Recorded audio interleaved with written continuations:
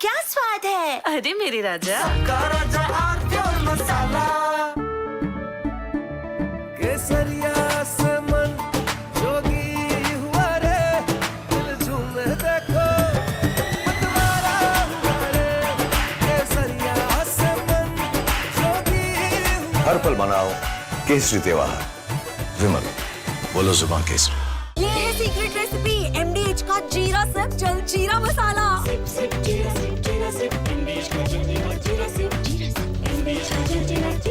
This morning, Rahul Gandhi, leader of the opposition, created a ruckus and furor in the parliament.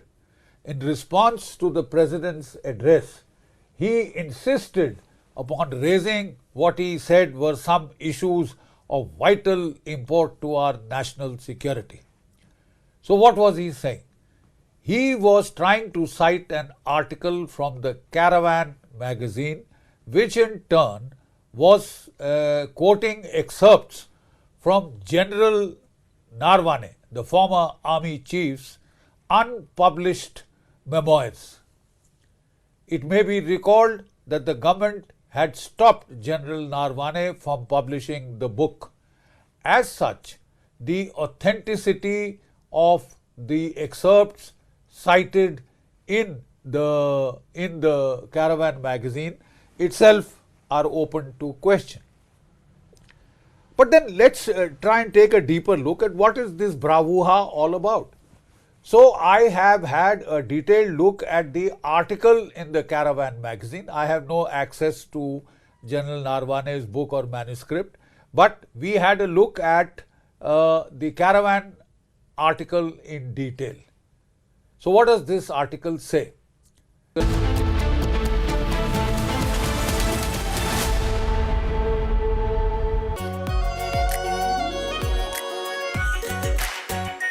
Are pure shahi paneer masala, delicious, healthy everyday.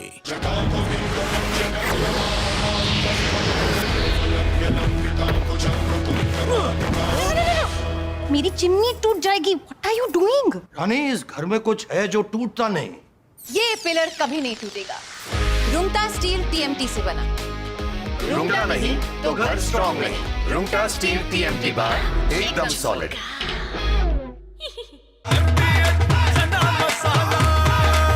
अब छोलिया हो या लोबिया, सफेद चने या काले चने, सब कुछ मजेदार बने।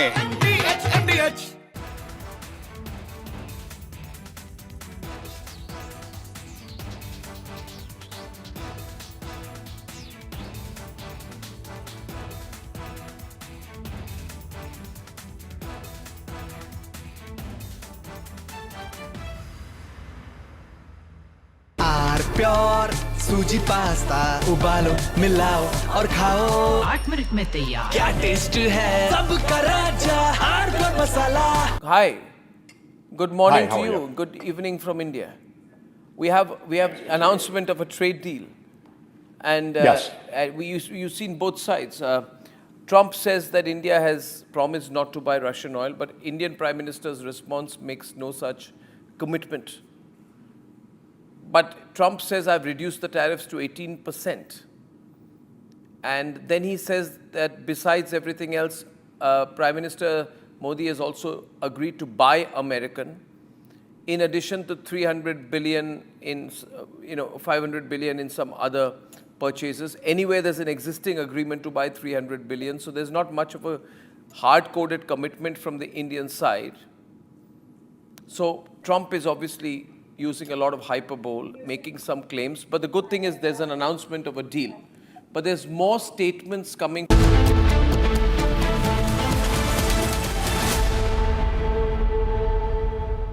Powered by Century Ply Club Prime. रहो बेफिक्र।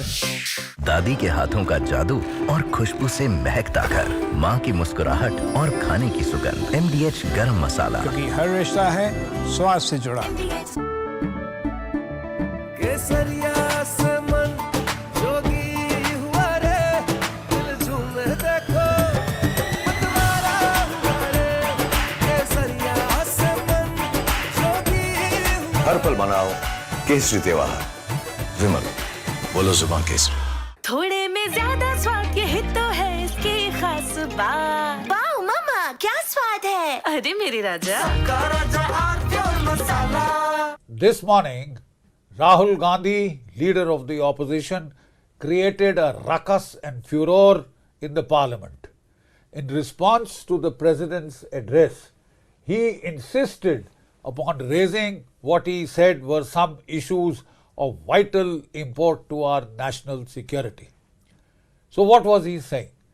He was trying to cite an article from the Caravan magazine, which in turn was quoting excerpts from General Narwane, the former army chief's unpublished memoirs. It may be recalled that the government had stopped General Narwane from publishing the book. As such, the authenticity of the excerpts cited in the Caravan magazine itself are open to question. But then let's try and take a deeper look at what is this bravura all about. So I have had a detailed look at the article in the Caravan magazine. I have no access to General Narwane's book or manuscript, but we had a look at the Caravan article in detail. So what does this article say? This article talks of the 2020 Chinese intrusions, which had culminated in the Galwan incident, in which 19 Indian soldiers had lost their lives. No weapons had been used, but the Chinese had laid an ambush with pointed stones, with baseball bats wrapped up with barbed wire and nails and studded with lethal handheld weapons. You see, 19 Indians had been killed, but in response our soldiers had given an excellent account of themselves in hand-to-hand combat, and it is said that 45, some claim up to 100 Chinese soldiers were killed, which they tried to hide by saying they had lost. From Asia's largest news headquarters, setting the agenda for Bharat.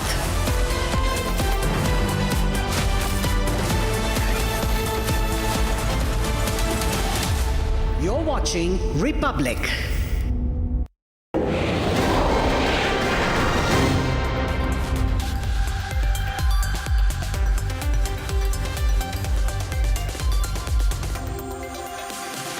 Hi there, good evening. Hope you had a great Sunday. And now it's time to look forward to the coming week. Welcome back to this week's edition of Looking Forward.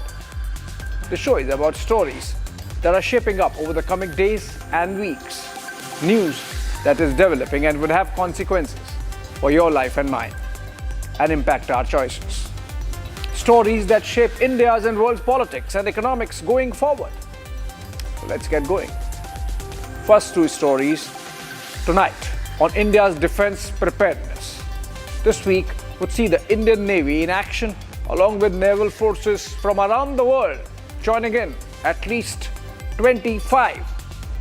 The International Fleet Review is a pin-up event, the pictures of which give goosebumps to those who get a kick watching our war machine in action in its full glory. Second related story is of the Defense Ministry going all in for a big push to IAF's squadron strength. Would it be the American F-35 or the tried and tested Rafale? We would know this week. Then we take you to Dhaka for our third story. Bangladesh is holding its national elections on February 12th to get representative democracy back in place. The foreign-imposed Yunus regime is on its last legs. Campaign is hot on the ground, and the picture for now does not look good for India. BNP or Jamaat. Either way, we are closely watching. From Bangladesh, we go to West Asia for the story number 4, where tenuous calm prevails with an undercurrent of tensions that can erupt anytime. The United States and Iran had a round of talks in Muscat, Oman this week, and the following week would see the respective negotiators meet again. Would it blow up before that, or would truce be reached? We get you the details And for story number 5, finally, an interesting development. India is set to change how it measures inflation, with the consumer price index getting a facelift. The 2012 series would be replaced with 2024 prices on Feb 12. For example, the bread and butter on your breakfast table would carry less weight now than the mobile phone in your hands. This one, or the earpods you wear. We would make it easier for you to understand how the change impacts your life. Like always, let's begin with the headlines. After 2-3 days, Congress people started engrossing it. Then I realized that this picture is true. Then we open up the entire investigation because it cannot be in isolation. Assam Chief Minister Himanta Biswa Sarma launches a broadside against Congress MP Gaurav Gogoi's suspicious 10-day Pakistan visit in December of 2013 and asks him to disclose details of his stay months before he was elected to the Lok Sabha. Sarma has called Gogoi a national security threat. Links to George Soros via Senator Tom Udali. Employment with Lead Pakistan, refused to disclose Pakistani bank account, predetermined employed contract with Lean India, shadow employment arrangement to facilitate salary 500 higher. Based on a probe by the Assam police, Sarma pivoted his attack on Gaurav Gogoi at a press conference in Dispur today, alleging that the Congress leader's wife Elizabeth Kolban Gogoi had clear Pakistani links and multiple bank accounts in Pakistan, accusing her of ferrying confidential information to Pak, adding she was effectively managed by Pakistan. Chief Minister has embarrassed himself on national stage. After a 2.5-hour long press conference, he was not even able to convince the journalists in the room. If you listen to the questions asked by the journalists, even they were not convinced. Gogoi immediately hit back over Pak link allegations, calling the Chief Minister's press conference a super flop and an attempt at diverting attention from serious questions over his family land holdings in the state. Heralding a reset in ties after NSA Ajit Doval's meet with his Canadian counterpart in Ottawa on Feb 7, Canada has distanced itself from anti-India forces. It was also agreed in the NSA's meet that each country would establish security and law enforcement liaison officers and that their respective agencies would build on working relationships.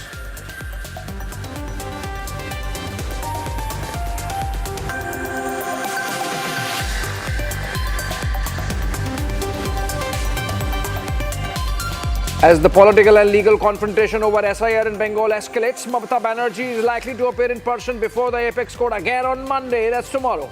The hearing on Wednesday last saw Mamata argue her plea, directly raising concern that the ongoing SIR process is opaque, rushed and could disenfranchise eligible voters ahead of the state's upcoming assembly elections.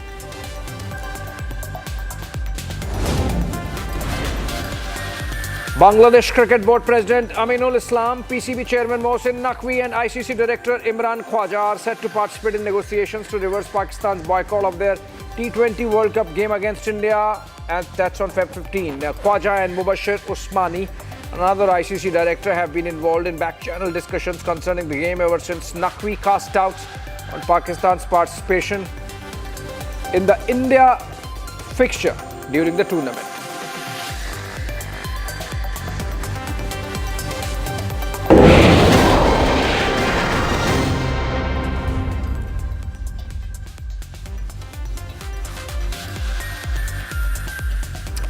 Alright, welcome back friends. Let's start. If Op Sindoor had one Indian weapon that played biggest deterrent, it was the Indian Navy, the entire force. As the Army and the Air Force engaged and delivered hard blows to Pakistani targets, Indian Navy's armadas in the Arabian Sea pinned the Pakistani ships inside Karachi harbour and prevented escalation. The world would get a glimpse of that naval might as 24 other navies joined for an international fleet review by the President of India this week in Visakhapatnam. The review would be followed by Exercise Milan, which would see 50 navies from across the globe participate in a show of maritime cooperation and interoperability. Beginning Feb 15, India's fortnight of naval diplomacy would culminate with an International Indian Ocean Symposium on February 25.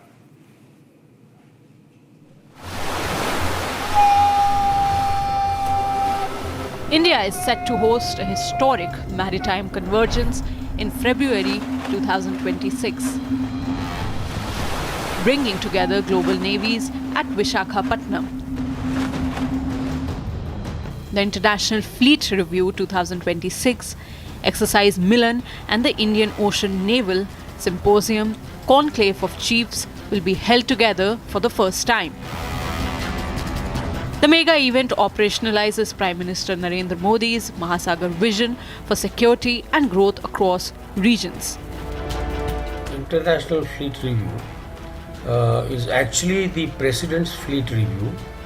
The Honorable President reviews the fleet, being the Supreme Commander. Same opportunity is being used to invite the ships of the friendly countries who can also see as to what the Indian Navy is capable of, how big is the Indian Navy, and what all capability does it have. Now the operational perspective is very, very big. If Navy has got the ships which are on display, then it's a very powerful Navy. You project your power not by really firing, though there will be an operational demonstration, and that will give the viewer a good idea of the some capability of the Navy. Because Navy's action is all at distant sea, it is not on a coastline. But they will do their best to project as to what does the missile firing look like, how do these ships destroy an incoming missile. So this is the crux of the whole thing. So it gives the Supreme Commander an opportunity to see the readiness of the Navy, because she is the Supreme Commander, she is head of all three services. So she is quite entitled to review the fleet. They normally do fleet review once in their tenure. Probably that is what is happening. A presidential fleet review at sea will showcase India's indigenous naval power, including INS Vikrant and next-generation warships. Warships from friendly foreign nations, the Indian Coast Guard and Merchant Marine will join the review. There is a lot of messaging being done to countries who are not so friendly to you, to show them that we have power, everything is functional, and we will not hesitate in using if so required by the time. So strategic messaging, our capability of presenting so many ships, aircraft, submarines in one place, demonstrating some part of their firepower. So the messaging is that don't mess around with India. If you mess around and the Navy comes into action, it could be very, very disastrous. It also gives a message to the countries who are not very friendly that look, we are ready and we can go anywhere, and if you want to trouble India, we can also use the maritime domain to cause a lot of damage to you. So they will look at it as to, my goodness, all our trade is through the Indian Ocean, all our energy lines are through the Indian Ocean, coming from Gulf or coming from African coast or coming from the Southern America, and they can be really be in danger in case those countries wish to create problems on our land border. The Navy can easily disrupt all their energy lines, which in effect will mean that their ability to fight a war, their ability to run the Navy, because energy is required for everything. Combat ready. Exercise Milan will focus on interoperability, anti-submarine warfare, air defense, and search and rescue operations. An international city parade along Visakhapatnam's RK Beach will take maritime diplomacy to the streets. Naval chiefs from over 25 nations will attend the Indian Ocean Naval Symposium conclave as India assumes its second chairmanship. As far as diplomacy is concerned, I must say that this is a step in the right direction, because in the present turbulent times that we see, especially in the South China Sea and Indo-Pacific region, we find that there have been a lot of problems when it comes to navigating through the South China Sea. And this will be a strong message to China as well to other Indian adversaries and other countries, say that we can now portray, we can now showcase ourselves, our strength on the international level. This is something which I would say is an opportunity for us to show our growth, naval growth, especially in the modern technology field, and as well as when it comes to our manufacturing the ships, submarines and aircraft carriers. This also gives us an opportunity, showcase to the other nations that we are a nation now which can export the defense equipment and hardware to the other countries as well. The convergence underlines India's role as preferred security partner and a responsible maritime power. India hosting the International Fleet Review in Vizag this February, I think it carries profound strategic significance. Particularly, it provides India to showcase its indigenously built naval ships. Over the last year, we have inducted several frigates, and most importantly, I think INS Vikrant is going to be the focal point of this show as well. And the sheer volume of this entire event also speaks about how significant it is for India's maritime dominance or significance in the region. So more than 19 countries are participating. Approximately 4,000 to 5,000 delegates are going to be part of this entire event. So that sends a broader message to our partners and allies that India remains prepared. India is a credible partner to be trusted in the Indian Ocean region, or perhaps in the broader naval region. From hosting its first International Fleet Review in Mumbai in 2001 to transforming Exercise Milan into a premier multilateral naval exercise, India's maritime engagement has steadily expanded. India has also, over a period of time, has showcased and proven itself that it remains committed to securing maritime domain, be it through anti-piracy operation or countering terrorism in the naval domain. We have seen over the instances in the past couple of years how Indian Navy has been in the forefront of fighting piracy and also protecting and safeguarding maritime operations through conducted by civilian vessels. So I think overall it does bring India to a very important stage. And I think showcasing our indigenously built ships also introduces our partners and allies to partner with India. So it also opens up a lot above naval diplomacy. It is also a part of building cooperation on defense and building economic partnerships with different countries and jointly develop broader systems, bigger ships, and perhaps more significant warfighting capacities. More than a display of naval might, February 2026 conversion turns maritime tradition into strategic cooperation, reinforcing India's position as a responsible maritime power committed to security, stability, and growth across regions.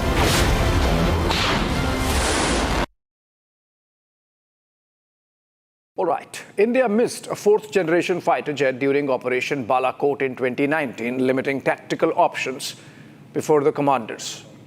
With the coming of Rafales later, that gap was plugged and we saw its impact during Operation Sindoor last year. But the numbers were not enough. Now, amid an ongoing indigenization push for Tejas, a decision seems to have been taken by the national security establishment that let's have some more squadrons of this generation of fighter aircraft so that the IAF is Op Sindoor 2.0 ready.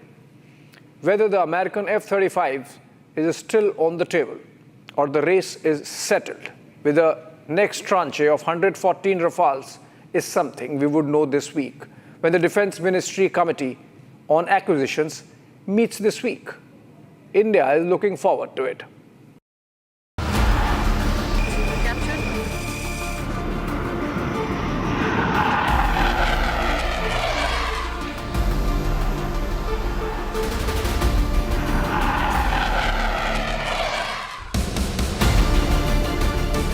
India is gearing up for what could be one of its largest defense purchases in the years.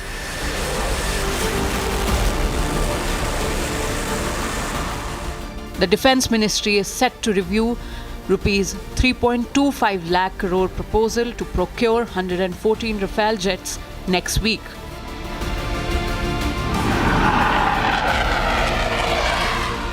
If cleared, it will move to the next stage, formal negotiations with the France.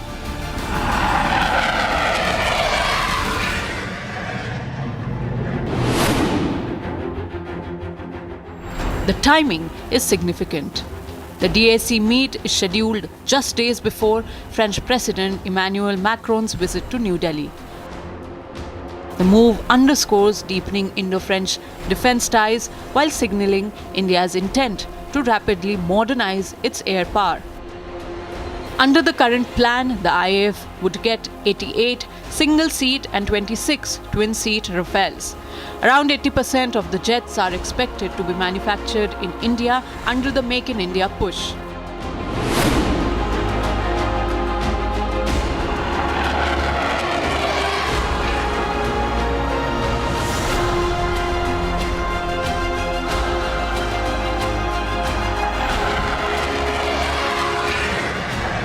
With advanced sensors, long-range missiles and multi-role flexibility, the Rafale remains central to IAF's immediate combat readiness plan.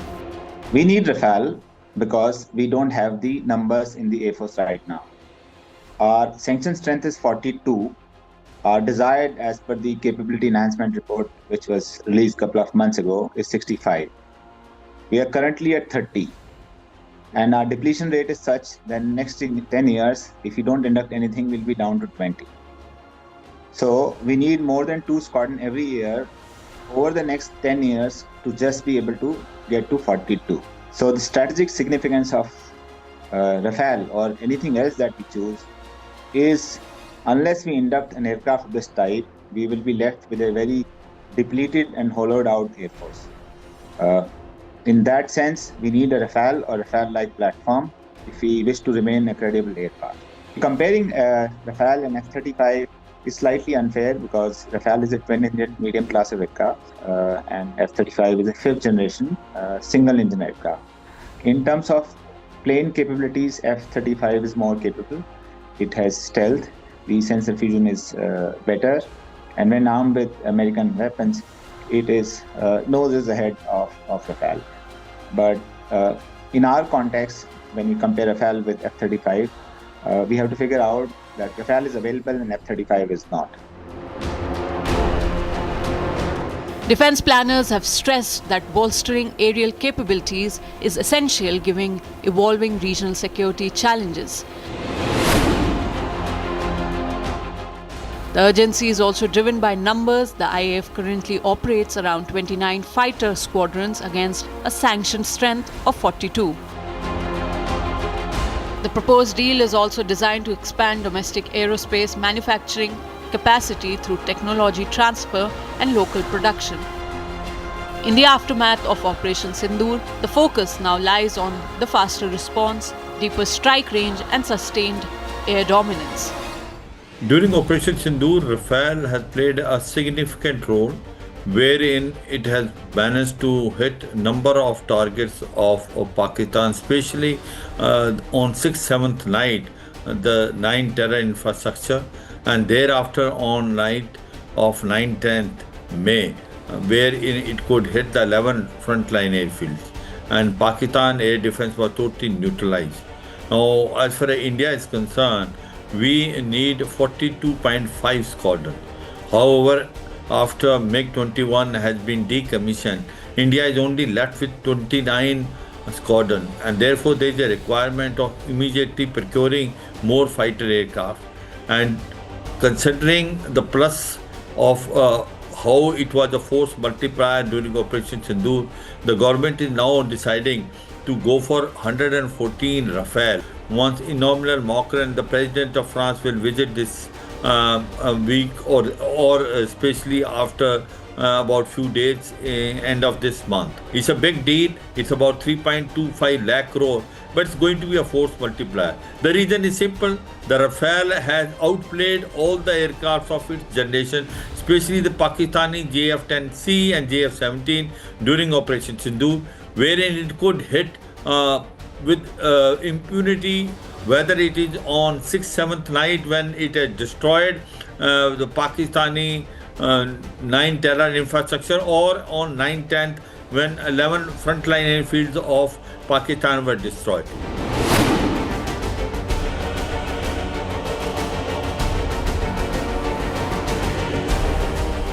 Beyond capability, the deal carries diplomatic weight.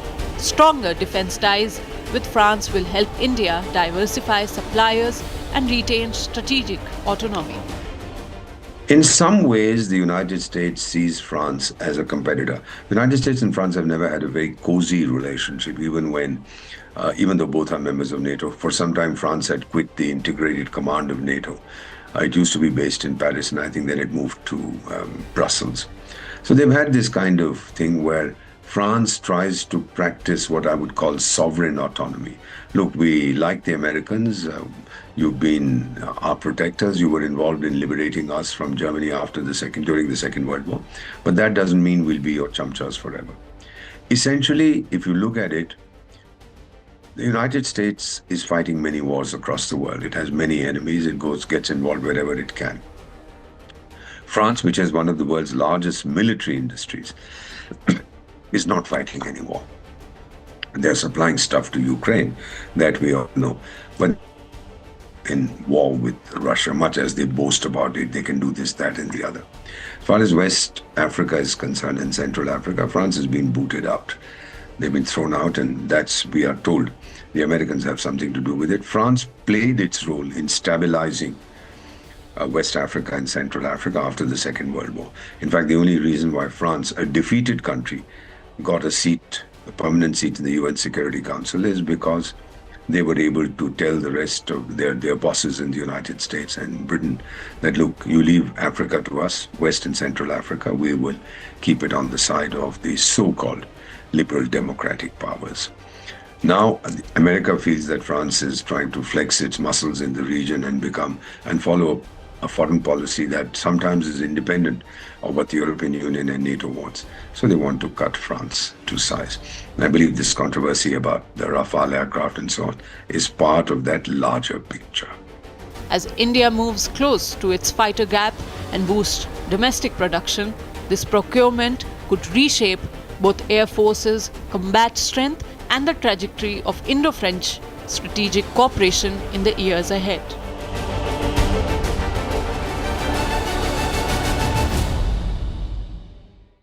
Moving on, Bangladesh votes in 4 days, the first election since Sheikh Hasina's fall. For India, the stakes are exceptionally high at a time when ties under interim chief Muhammad Yunus have hit an all-time low.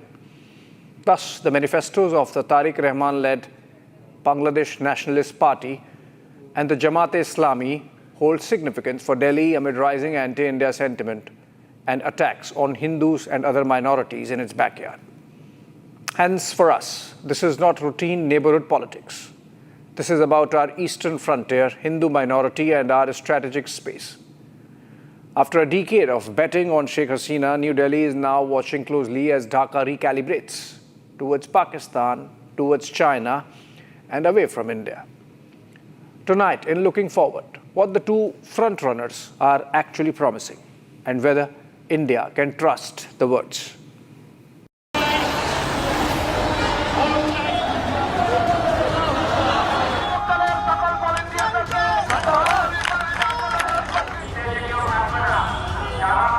Bangladesh holds a defining election this week on February 12, the first since Sheikh Hasina's dramatic ouster from power in August 2024. For India, this is a neighbor that could redefine South Asia's balance of power. I think these elections are among the most critical in what they are trying to do. Because, first of all, these elections are neither free nor fair, nor are they inclusive. They are non-participatory.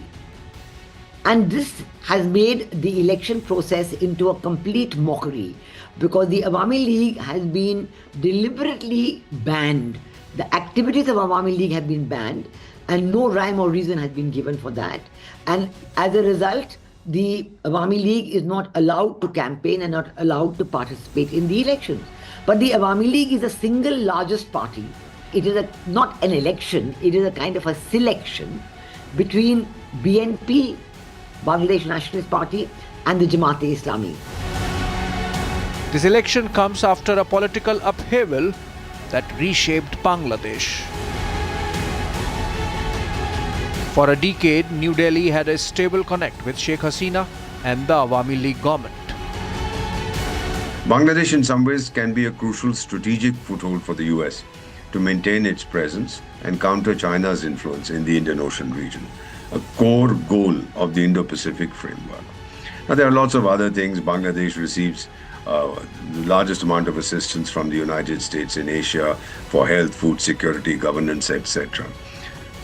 Interestingly, some of us remember that a few months before the former Prime Minister Sheikh Hasina resigned and fled her country, she claimed that she was offered a hassle-free re-election if she allowed a foreign country to build an airbase inside Bangladesh. She did not name the country, but said that the offer had come from a white man.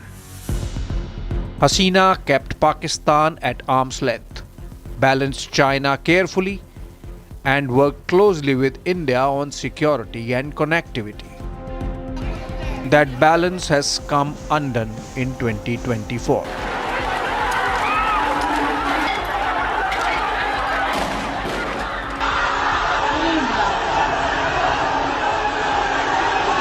In came Mohammad Yunus, carefully nurtured by the West.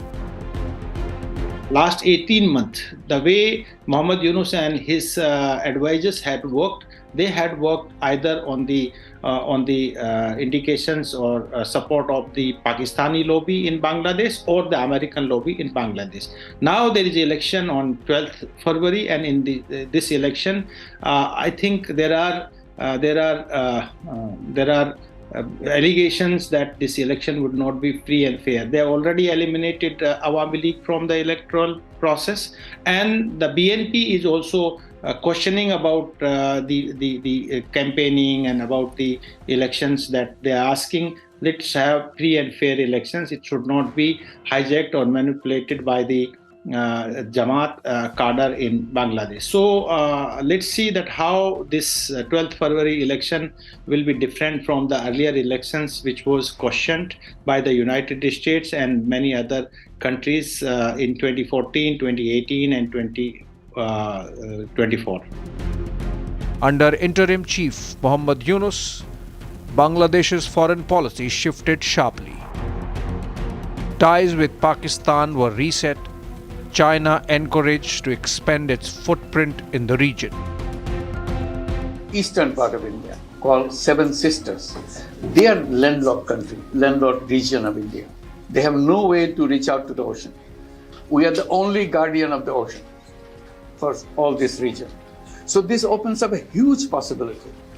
So this could be an extension of the Chinese economy, build things, produce things, market things, bring things to China, bring it out to the whole rest of the world.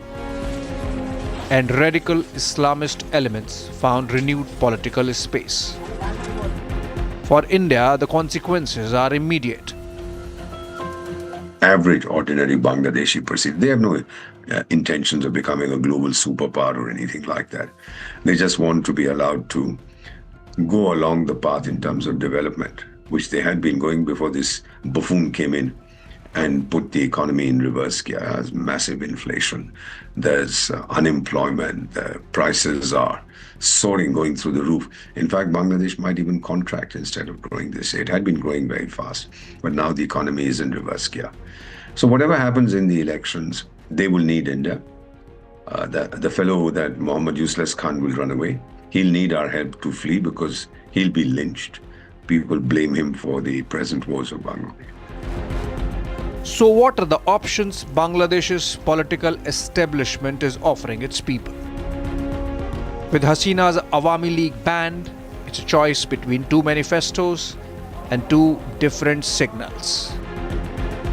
First, the Bangladesh Nationalist Party. Led by Tariq Rahman, son of late Begum Khaleda Zia, the BNP is pitching itself as a liberal democratic alternative. Its slogan, Shobar Aage Bangladesh, Bangladesh First. Nations as friends, not overseers, seems clearly aimed at India. Bangladesh will not interfere in the internal affairs of other nations and will not accept interference in its own. This comes after controversial remarks questioning India's northeast and the Siliguri corridor. By protecting the interest of the people of Bangladesh and our sovereignty, whoever will be or whatever contract will be suitable for my people, for my country, will have friendship with them. Because history complicates the picture, India-BNP relations have never been seamless. Border killings, push-ins, smuggling, issues that have repeatedly strained ties between the two countries is spiked during BNP rule. Then there is the Jamaat-e-Islami, once banned, politically marginalized, now resurgent.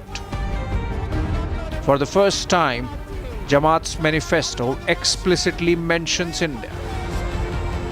It promises peaceful, friendly and cooperative relations based on mutual respect. A notable shift from its past and its historical alignment with Pakistan during the 1971 war. Opinion polls suggest a tight contest. The BNP holds a slim edge. Jamaat follows closely, buoyed by student politics and campus influence. But beyond diplomacy lies a deeper concern for India: the safety of minorities, particularly Hindus. We continue to witness a disturbing pattern of recurring attacks on minorities that you referred, as well as their homes and establishments, business establishments by extremists in Bangladesh. Such communal incidents need to be dealt with swiftly and firmly. We have also observed a troubling tendency to attribute such incidents to personal rivalries, personal vendettas, political differences and other extraneous reasons. Such disregard only emboldens the extremists and the perpetrators of such crimes and deepens the sense of fear and insecurity among the minorities. December alone, for example, saw over 50 incidents of communal violence, lives lost. Fear is spreading.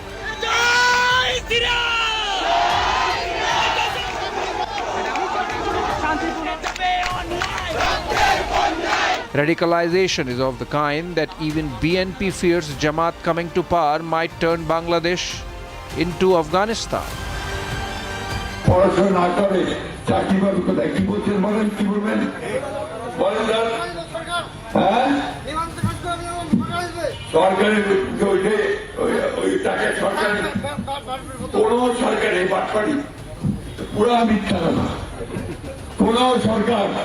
কাজ না করলে কাউকে টাকা দিবে হবে নাকি?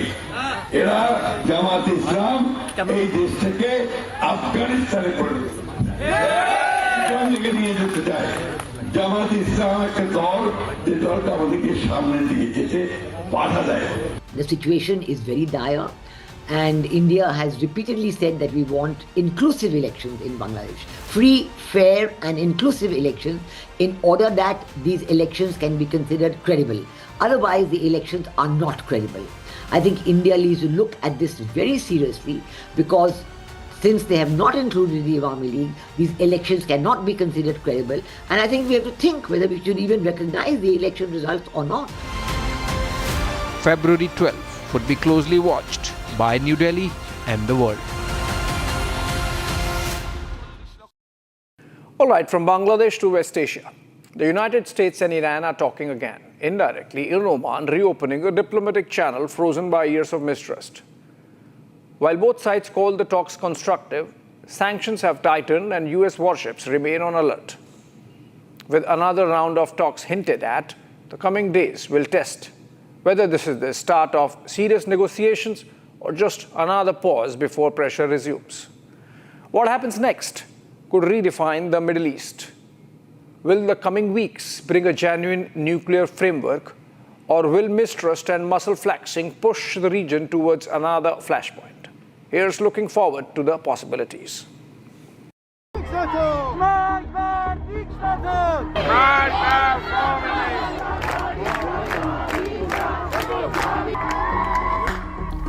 Iran remains restless.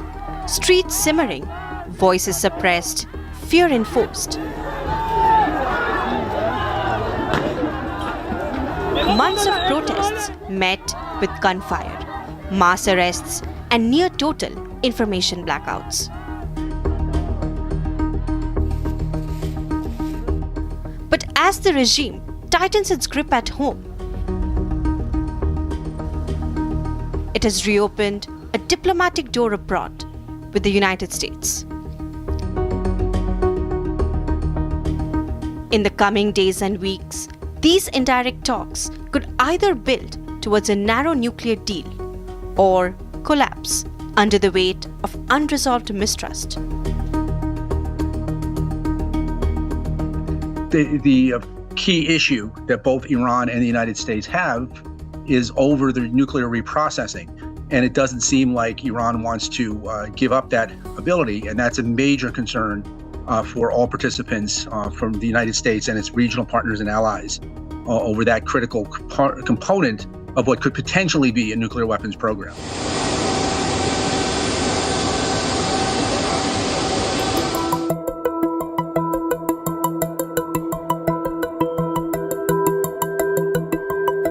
Washington and Tehran talked indirectly in Oman, with Muscat once again playing diplomatic middleman. US and Iranian teams stayed in separate rooms, shuttling messages through Oman's foreign minister. Both sides called the talks constructive, cautious language, but no door slammed shut. در مجموع میتونم بگم که شروع خوبی بود. ولی ادامه اون منوط به این هست که ما در به اصطلاح پایتخت‌ها مشورت‌هایی رو انجام بدیم و در مورد چگونگی ادامه تصمیم بگیریم. این که عرض میکنم در مورد نفس ادامه تقریبا توافق نظر وجود داشت و قرار شد که ادامه پیدا کنه، ولی اینکه زمانش، چگونگیش، تاریخش، اینها رو در مشورت‌های بعدی که از طریق آقای البوسعیدی انجام خواهد شد انشاءالله تعیین میکنیم. The focus stayed narrow. Iran's nuclear program. No missiles, no regional flashpoints. But hours later, the US struck at Iran's shadow fleet, targeting 14 firms and vessels accused of covert oil shipments to evade sanctions. Diplomacy backed by pressure. That's the dual track we see unfolding now. Conflict, or potential conflict, between Iran and the United States has some major implications for both the energy markets, but also regional security as a whole. There's been a lot of shifting alliances and shifting issues in the Middle East, and any conflict, of course, could dramatically alter that situation. It seems that both sides are very clear and have an understanding that this could be a major concern. To understand the signals Iran is sending and what Washington must demand in the rounds ahead, we turn to former Deputy Ambassador to Iran, Prabhu Dayal, who witnessed Tehran's playbook up close. Tehran views the indirect talks in Oman with the United States as a very good start and a professional attempt to establish a framework for future negotiations. Despite significant mistrust following US military strikes on Iranian sites in June 2025. Iranian foreign minister has described the atmosphere as positive. As the next round looms early next week, Iran has signaled several key strategic and diplomatic positions. Positions that will shape whether these talks evolve into serious negotiations or stall once more. By participating in the indirect talks in Oman, Iran has signaled several key strategic and diplomatic positions to the international community. Firstly, it has signaled its willingness to de-escalate. So after a period of intense military confrontations, Iran's return to the table signals a desire to prevent a full-scale regional war. The former ambassador has also stated that Iran has also signaled the strategic use of neutral intermediaries. Iran doesn't want any settlement. It wants a fair and honorable settlement. And I think that it has signaled that the choice of a venue is very important. But above all, Iran has signaled that while it is open to discussing enrichment levels in exchange for sanctions relief, its right to enrich uranium remains a non-negotiating red line. Then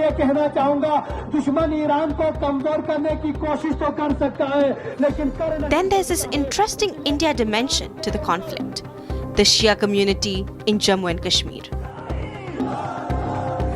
Shuja Jafar, Shia scholar from Kashmir. Iran और जो America है ये दो different सोच है। Iran जो है, जो शिया है, वो इंसानियत को फरोग देता है, और जो ये हमारे अमेरिकन हैं, ये इंसान को कुछ समझते हैं, इंसानी जानों की यहाँ कदर नहीं। एब्सेंट फाइल में देख लीजिए इनके सरबराहों ने क्या किया। ये एक लंबी बहस है, ये छोटी बहस नहीं है, लेकिन इसके साथ साथ मैं बताऊंगा शिया अमेरिका को इंसान दोस्त नहीं समझता है। यहाँ इंसानियत और इंसान की कदर ही नहीं। जो ईरान है उसमें दर्स है इमाम हुसैन का, जिसने करबला में अपने घर बार लुटा दिया इंसानियत के लिए। Looking forward, expect consultations in both capitals before round 2. The United States may press to widen the agenda, bringing missiles and proxies back, while Iran holds firm on nuclear-only scope. Well, I think a deal can be reached. Well, you have to get in position. We have plenty of time. If you remember Venezuela, we waited around for a while, and we're in no rush. We have, very good talks going with Iran. We have very good talks going with Russia and Ukraine. We're doing a lot of good talking, and I think we had the results today were with Iran. It was a meeting. We're going to meet again early next week, and they want to make a deal. Iran, as they should want to make a deal. They know the consequences if they don't. If they don't make a deal, the consequences are very steep. So we'll see what happens. But they had a very good meeting with a very high representative of Iran, and we'll see how it all turns out.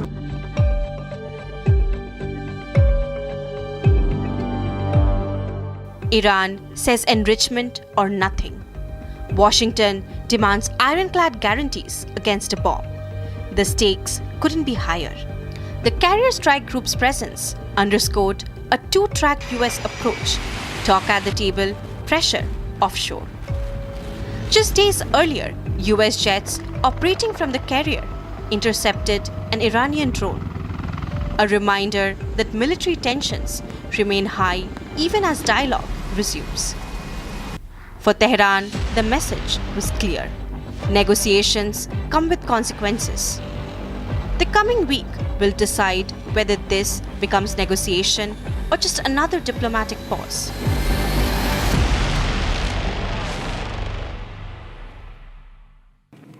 All right, and the last one, India's inflation numbers are getting a major makeover. After more than a decade, the government is updating the consumer price index base year from 2012 to 2024. This isn't just a technical change. It reflects how Indians spend today. Less on food, more on housing, education, health, and digital services. The new CPI basket includes new items, new weights, and for the first time, online prices. Experts say this overhaul will give policymakers, businesses, and households a more accurate picture of inflation. But some warn it may underplay the cost of food for lower-income families. The first data from the revised CPI will be released on February 12, but its impact on markets, policy, and daily life begins now. More in this report. India's inflation compass is being reset. After more than a decade, the government has rewritten how price rise is measured. What you eat, what you pay for rent, what hurts your wallet the most.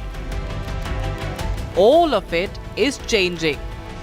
So this inflation index is meant to rebalance, just the food inflation against other forms of inflation, and this will help us more accurately track, what is the trajectory of inflation. The Ministry of Statistics has announced a new consumer price index base year 2024, replacing the decade-old 2012 series. The new CPI is built on the Household Consumption Expenditure Survey 2023-2024, capturing how Indians spend after COVID, after digitalization, after inflation shocks. The first data will come on the 12th of February 2026, but the impact begins now in policy making, in markets, in how inflation will be read and reacted to. For decades, food ruled India's inflation story, but now that dominance is shrinking.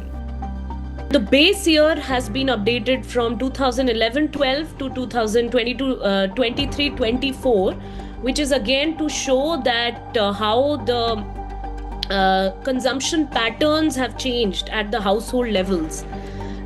Expenditure on housing, water, electricity and gas have now a larger share, which is increased from almost 10% to 18%.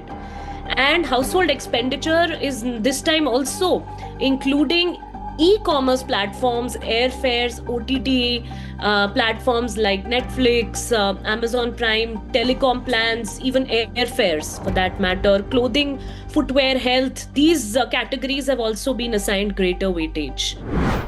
Food and beverages weight falls sharply from 45.86% to 36.75%. At the same time, housing explodes in importance from 10% to 17.66%. India's CPI is officially moving from a kitchen-centric inflation model to a rent and services-driven one. एक rickshaw चलाने वाला है, rickshaw चलाने वाला भी smartphone लेके अपना blog बना रहा है, वीडियो बना रहा है, क्योंकि उसको पता है कि मैं खरीद सकता हूँ.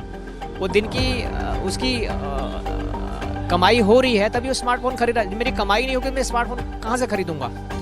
तो मैं इसको कुछ नहीं मानूंगा. सरकार बहुत अच्छा काम कर रही है, बहुत अच्छी चीज़ें कर रही हैं, और आगे आने वाले समय पे भी जो हमारा आने वाला फ्यूचर है, आने वाले हमारे बच्चे हैं, जो सरकार आज के दिन कर रही है, हमारे बच्चों को बहुत बेनिफिट होने वाला है.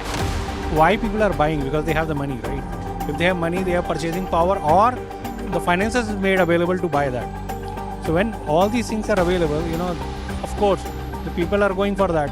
इन्फ्लेशन से मुझे नहीं लगता कि जो इंडिया की इकोनॉमी उसके अंदर बहुत ज़्यादा डिफरेंस आएगा, पर ये कहा जा सकता है कि हल्का फुल्का डिफरेंस आएगा. और जैसे कि हम देख सकते हैं कि जो इंडिया की इकोनॉमी है वो 7.7% से ग्रो होगी, और पिछली हमारा 6.5 का रिकॉर्ड था, और 7.2 के आसपास हम ग्रो करेंगे. तो इससे जो आम लोग हैं उनकी जेबों पे बहुत ज़्यादा भारी फर्क नहीं आएगा, पर ये कहा जा सकता है कि हल्का फर्क उनकी जेबों में देखने को मिल सकता है. This shift reflects that Indians today spend less of their income on food and far more on housing, education, health, transport, and digital services. Urbanization, rising incomes, post-pandemic lifestyle changes. All of it reshaped household budgets. The new CPI is bigger, sharper and more modern.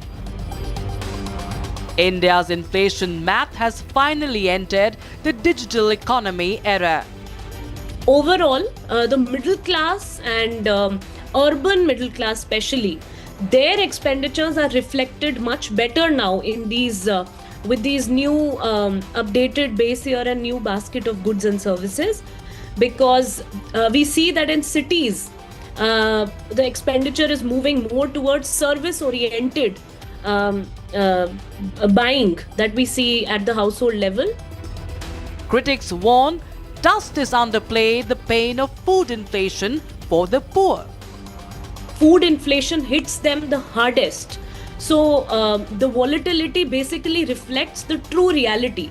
CPI is not just a statistical number, it is also the lived struggles and crisis of the working class, of the poorer, vulnerable sections, marginalized sections of society. So their interests and the inflation that they experience on the ground is going to be very underrepresented because this weightage on food has been slashed from by almost 10 percentage points, and this will therefore not reflect the true picture of how the inflation is experienced by the poorer households. So why update the base year, one might ask? Base year updates are necessary because what households buy today looks very different from 2012. New goods, new services like digital, e-commerce and subscriptions matter now. CPI baskets must refresh every 5 to 10 years to stay credible. Outdated weights can lead to distorted inflation signals and policy errors. महंगाई तो साहब बहुत feel हो रही है, हर चीज़ की महंगाई है और कहीं कोई फैसिलिटी के नाम पे कोई चीज़ नहीं है। तो फ्लाइट के टिकट्स बढ़ जा रहे हैं, बेहिसाब बढ़ रहे हैं, कोई हिसाब किताब नहीं है उसका, कोई कंट्रोल नहीं है गवर्नमेंट का। दूसरा चीज़ है कि महंगाई जो रोज़मर्रा की जो सामान जो खाने पीने की चीज़ें हैं वो तो महंगी होती ही जा रही हैं, बट सरकार बोल रही है कि इन्फ्लेशन रेट कंट्रोल में है, लेकिन हमको तो समझ में नहीं आता कि कैसे इन्फ्लेशन कंट्रोल में है। मेरी सैलरी वाली सेविंग तो कंट्रोल में है ही नहीं, खर्चे तो एकदम बेहिसाब हैं, तो कैसे सरकार का इन्फ्लेशन कंट्रोल में है मेरी समझ के बाहर है। The CPI 2024 reset is not just about numbers, it is about what India has become. A country that eats differently, lives differently and spends differently. With the CPI clock reset to 2024, India steps into a new inflation era.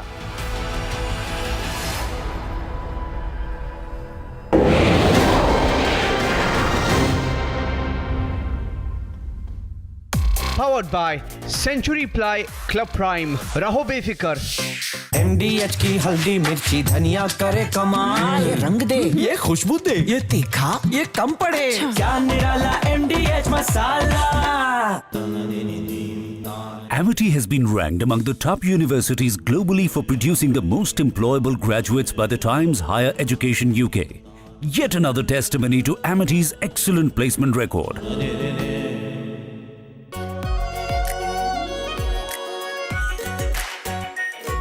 Pure shahi paneer masala, delicious, healthy, everyday. इसको घर पे लगाओगे तो शादी का तो पता नहीं, पर घर पक्का नहीं टूटेगा। रुंगटा नहीं तो घर स्ट्रॉन्ग नहीं। रुंगटा स्टील TMT बार एकदम सॉलिड।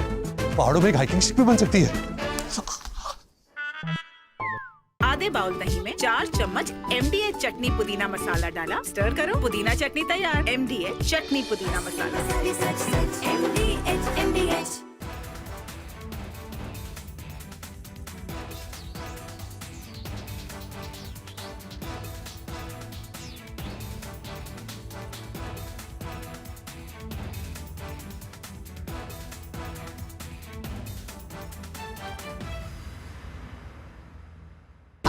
प्योर सूजी पास्ता उबालो मिलाओ और खाओ 8 मिनट में तैयार। क्या टेस्ट है सबका राजा R masala. Hi, good morning Hi, how to are you. you? Good evening from India. We have announcement of a trade deal, and Yes. you've seen both sides. Trump says that India has promised not to buy Russian oil, but Indian Prime Minister's response makes no such commitment. But Trump says, I've reduced the tariffs to 18%. And then he says that besides everything else, Prime Minister Modi has also agreed to buy American, in addition to 300 billion in, 500 billion in some other purchases. Anyway, there's an existing agreement to buy 300 billion, so there's not much of a hard-coded commitment from the Indian side.